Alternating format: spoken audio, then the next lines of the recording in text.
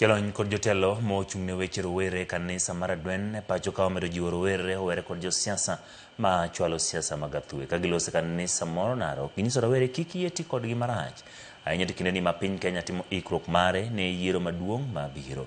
Gikwayo rowere mondo obed motang' kod gik manyalo ketho ngimagi ka bende okwagi giyudo omenda ka gitiyo tich malong'o.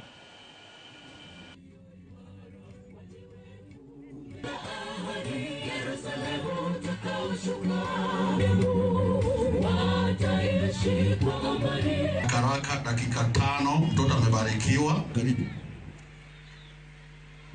I've learned how to take care of my body, not to engage in bad things and bad decisions that are going to distort the way I've been brought up since childhood. My message to the church and to the young people, especially such a time that when we are heading into elections, that let our young people be calm.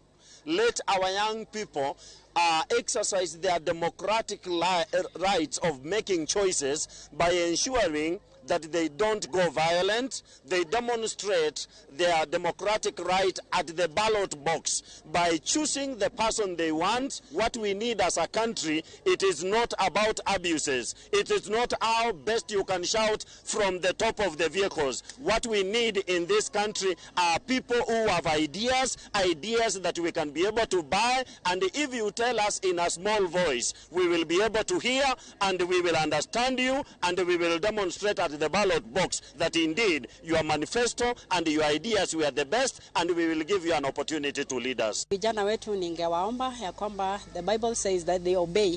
As our theme of this year camp meeting, ningewaomba they obey and do the right thing during the 2027 general election. Learn from the people who are above on us so that we can get this education to help us in the life that we are going on.